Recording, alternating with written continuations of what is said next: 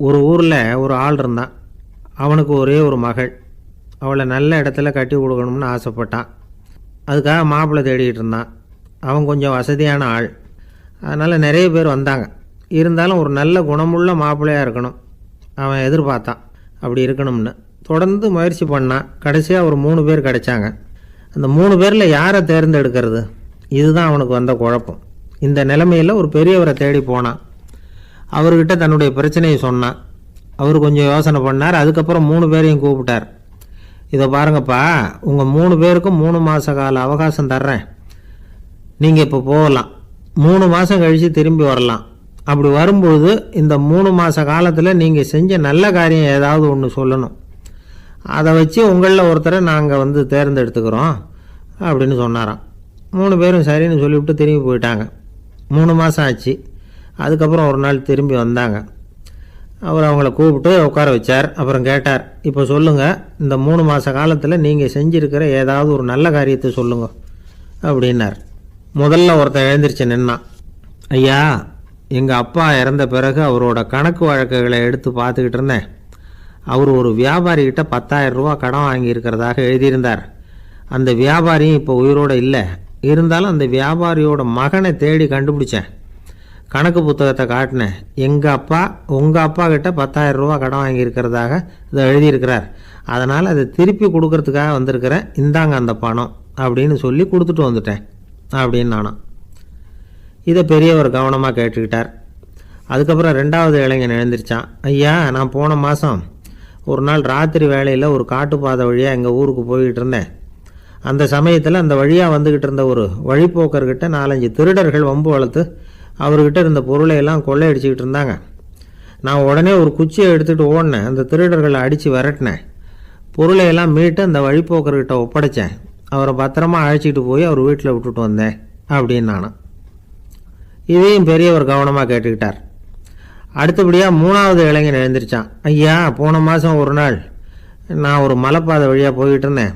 மலைப்பாதை விளிம்பில் ஒரு மதகு கட்டை, அது மேலே ஒரு ஆள் படுத்து தூங்கிட்டு இருந்தான். அந்த பக்கம் தவறி உருண்டு விழுந்திருந்தான்னா அதில் பாதாளம். அது மலையடி வாரத்தில் போய் தான் விழணும். அவ்வளவு பள்ளம். அது தெரியாமல் அவன் பாட்டுக்கு தூங்கிட்டு இருந்தான். நான் உடனே அவன்கிட்ட ஓடி போய் குனிஞ்சு அவன் முகத்தை பார்த்தேன். அப்போ தான் புரிஞ்சுது, அவன் ஏற்கனவே எனக்கு தெரியும். அவனை எனக்கு நிறைய கெடுதல் பண்ணியிருக்கிறான், இடைஞ்சல் கொடுத்தவன். இருந்தாலும் ஐயோ பாவம்னு நினச்சி அவனை எழுப்பி பாதுகாப்பாக வேற ஒரு இடத்துல படுக்க வச்சுட்டு வந்தேன் அப்படின்னு நானும். பெரியவர் இதையும் கேட்டுக்கிட்டார். அதுக்கப்புறம் அவங்க 3 பேரையும் பார்த்து, நீங்கள் போகலாம், நாங்கள் யோசித்து முடிவு பண்ணி உங்களுக்கு சொல்லி அனுப்புகிறோம் அப்படின்னாராம். அந்த இளைஞர்கள் புறப்பட்டு போயிட்டாங்க. அதுக்கப்புறம் அந்த பெண்ணோட அப்பாவை பார்த்து சொன்னார், இந்த 3 பேருமே நல்ல பிள்ளைங்க தான், அதில் ஒன்றும் சந்தேகம் இல்லை. இருந்தாலும் இந்த 3 பேர் செஞ்ச செயல்களையும் ஒப்பிட்டு பார்க்க வேண்டியிருக்கு. முதல் இளைஞன் நேர்மைக்கு எடுத்துக்காட்டாக விளங்குறான். இந்த காலத்தில் இது மாதிரி இளைஞர்களை பார்க்குறது ரொம்ப கஷ்டம்தான். இருந்தாலும் அவன் கடமையை தான் செஞ்சான். 2வது இளைஞன் நல்ல வீரன், தைரியசாலி. ஒரு வீரன் எதை செய்யணுமோ அதைத்தான் இவன் செஞ்சான். இவன் ஒரு லட்சிய மனிதன். 3வது இளைஞன் தன்னுடைய பகைவனுக்கே உதவி செஞ்சுருக்கான். அவன் உயிரை காப்பாற்றியிருக்கிறான். பகைவனுக்கு அருள்வதுங்கிறது ஒரு சாதாரண மனுஷனால் செய்யக்கூடிய காரியம் இல்லை. பகையை மறக்கிறதும் பகைவனுக்கு அருள்வதும் தெய்வீக பண்புகள். அதனால் இவனையே உன்னுடைய மகளுக்கு ஏற்ற மாப்பிள்ளையா தேர்ந்தெடுக்கலாம் அப்படின்னு சொன்னாங்களாம். ஒரு நல்ல நாளில் அவங்களுக்கு திருமணம் நல்ல விதமாக நடந்து முடிஞ்சுதான். இது சுவாமி சின்மயானந்தர் சொல்லியிருக்கிற ஒரு கதை. இதிலேருந்து நாம் புரிந்து கொள்ள வேண்டிய ஒரு கருத்து, நமக்கு கெடுதல் பண்ணவங்களுக்கும் நாம் நல்லது செய்யணும். ஆனால் நடைமுறையில் அப்படி நம்மளால் செய்ய முடியறதில்ல. அதுதான் சிக்கல். நம்மால் ஒருத்தங்கிட்ட கேட்டேன், ஏண்டா உன்னுடைய பகைவன் ஒருத்தன் அது மாதிரி ஒரு மலைப்பாதை மதகு கட்டையில் படுத்திருந்தா உடனே நீ என்ன நினைப்ப அப்படின்னு கேட்டோம். இது ஒரு அருமையான சந்தர்ப்பம்னு நினைப்பேன் அப்படின்னா. எதுக்குன்னு கேட்டோம். அவனை அந்த பக்கமாக உருட்டி கீழே தள்ளுறதுக்கு அப்படின்னா. ஒரு ஊரில் 4 நண்பர்கள் இருந்தாங்க. 4 பேரும் சோம்பேறிகள். 4 பேருக்கும் எந்த வேலையும் செய்யறதுக்கு உடம்பு வளையறதில்லை. இருந்தாலும் சோம்பேறித்தனத்தில் ஒருத்தருக்கு ஒருத்தர் கொஞ்சம் வித்தியாசம் உண்டு. அதுக்கு தகுந்த மாதிரி அவங்களுக்கு பேர் அமைஞ்சு போச்சு. ஒருத்தன் கால் சோம்பேறி, இன்னொருத்தன் அரை சோம்பேறி, அடுத்தவன் 3/4 சோம்பேறி, கடைசி ஆள் முழு சோம்பேறி. இவங்க 4 பேரும் நண்பர்கள். அப்புறம் எப்படி காரியம் நடக்கும்? 4 பேரும் ஒரு வீதியில் அப்படியே நடந்து போய்கிட்டு இருக்கிறாங்க. நல்ல பசி. எங்கேயாவது சோறு போடுவாங்களா அப்படின்னு பார்த்துக்கிட்டே வந்தாங்க. அவங்க வந்த வழியில் ஒரு ரூபா காசு கிடந்தது தரையில். அவங்க கண்ணில் அது பட்டுது. ஆனாலும் அதை குனிஞ்சு எடுக்கணுமே, அதுக்கு சோம்பேறித்தனம். முழு சோம்பேறி பார்த்தான். பக்கத்தில் வந்துக்கிட்டு இருந்த முக்கால் சோம்பேறிக்கிட்ட சொன்னானா, டேய் அதை கொஞ்சம் குனிஞ்சு எடுறா அப்படின்னானா. அவன் என்ன பண்ணான் தெரியுமா? அதுக்கு அடுத்தபடியாக வந்த அரை சோம்பேறிக்கிட்ட சொன்னானா, டேய் நீ அதை கொஞ்சம் குனிஞ்சு எடுறா அப்படின்னானா. அவன் இவனை விட மோசம். அடுத்தவங்ககிட்ட சொல்லியிருக்கிறான். அவனும் குனியறதுக்கு தயாராக இல்லை. ஆக கூடி கடைசியில் யாருமே காசை எடுக்கலை. என்னத்துக்கு அனாவசியமாக உடம்ப வளைச்சிக்கணும் அப்படின்னு எல்லாரும் பேசாமல் வந்துட்டாங்க. அவங்க பாட்டுக்கு நடந்து வந்துக்கிட்டே இருக்கிறாங்க. எதிரில் ஒருத்தன் வாழைப்பழத்தை வண்டியில் வச்சு தள்ளிகிட்டே வந்தான். ரூபாய்க்கு 4 பழம்னு கூவி விற்றுக்கிட்டே வர்றான். இப்போ அந்த முழு சோம்பேறி சொன்னானா, டேய் வழியில் கிடந்ததை ரூபா, அதையாவது எடுத்துக்கிட்டு வந்திருந்தா இப்போ இந்த பழத்தை வாங்கி ஆளுக்கு ஒன்று சாப்பிடலாமே அப்படின்னானா. ஆமாம் சாப்பிட்ருக்கலாமே அப்படின்னாங்களாம் மற்றவங்களும். ஆனாலும் திரும்பி போய் அதை எடுக்கணும்னு யாருக்கும் தோணலை. பேசாமல் சோர்ந்து போய் நடந்து வந்தாங்களாம். இருட்டி போச்சு. வழியில் ஒரு கோவில். சரி இங்கேயே படுத்து தூங்குவோம் அப்படின்னா ஒருத்தன். அதுதான் சரின்னாங்க மற்றவங்களும். அப்படியே மண்டபத்தில் படுத்துட்டாங்க. கோவில் அர்ச்சகர் வேலையெல்லாம் முடிச்சுவிட்டு வெளியில் வந்திருக்காரு. இவங்களை பார்த்தாராம். ஏன் இப்படி சோர்ந்து போய் கிடக்குறீங்க அப்படின்னு விசாரிச்சிருக்கார். 2 நாளாச்சுங்க நாங்கள் சாப்பிட்டு அப்படின்னாங்களாம். அவர் உடனே ஐயோ பாவம் அப்படின்னு சொல்லி பானை, விறகு, அரிசி, தண்ணி எல்லாம் கொடுத்து நீங்களே சமையல் பண்ணி சாப்பிட்டுக்கோங்க அப்படின்னு சொல்லிவிட்டு போயிட்டார்.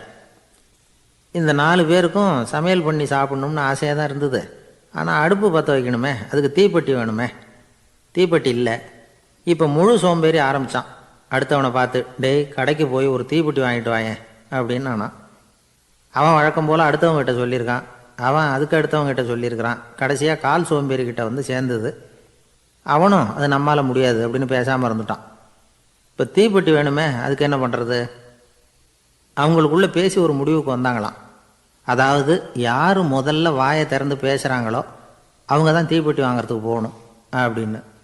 அவ்வளவுதான். உடனே 4 பேரும் வாயை கெட்டியாக மூடிக்கிட்டு படுத்துக்கிட்டாங்க.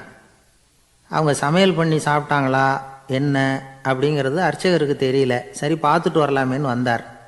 வந்து பார்க்குறாரு, இவங்க 4 பேரும் அசையாமல் படுத்து கிடக்குறாங்க. அர்ச்சகர் பயந்துட்டார். ஒருவேளை பசி தாங்காமல் செத்து போட்டாங்களோ அப்படிங்கிற பயம், அல்லது நாம் கொடுத்த உணவுப் பொருளில் ஏதாவது விஷம் கலந்துருக்குமோ அப்படின்னும் பயந்தார். அப்படின்னா நம்ம மேலே பழி வந்துருமே அப்படின்னு நினச்சி நடுங்க ஆரம்பிச்சிட்டார். அப்புறம் அவரும் ஒரு முடிவுக்கு வந்தாராம். கோவிலுக்கு பக்கத்துலேயே ஒரு பெரிய குழி இருந்தது. அதில் ஒவ்வொருத்தரையாக இழுத்துக்கிட்டு போய் போட்டார். கொஞ்சம் மண்ணை தள்ளினார். காலால் மிதித்தார். அவர் மிதித்த மிதி ஒருத்தன் அடி வயத்தில் போட்டுவிட்டுது. அவன் உடனே வலி தாங்காமல் ஐயோ அம்மான்னு அலறினான். உடனே நடந்தது என்ன தெரியுமா? மற்ற 3 பேரும் துள்ளி எழுந்திரிச்சாங்களாம். அவனை பார்த்து நீ தாண்டா தீப்பெட்டி வாங்க போகணும், நீ தாண்டா வாங்க போகணும், நீ தான் சத்தம் போட்ட அப்படின்னு சொல்லி ஆரம்பிச்சிட்டாங்களாம். அர்ச்சகர் பார்த்தார். இது பேய் மாதிரி தெரியுதுன்னு நினச்சிக்கிட்டு ஒரே ஓட்டமாக ஓடி போட்டாராம். கிராமப்புறங்களில் இப்படி ஒரு கதையை சொல்கிறது உண்டு. சோம்பல்ங்கிறது நம்ம முன்னேற்றத்துக்கு பெரிய தடை அப்படிங்கிறத நாம் புரிஞ்சுக்கணும். அதுதான் இந்த கதை சொல்கிற நீதி. ஒரு பள்ளிக்கூடத்தில் ஒரு புதுமையான போட்டி நடந்துதான். அதாவது சோம்பேறித்தனத்துக்கு பரிசு. அதில் 2வது பரிசு யாருக்குன்னு அறிவித்தாங்க. ஒரு பையன் எழுந்திரிச்சு மெதுவாக நடந்து போய் பரிசை வாங்கிட்டான்.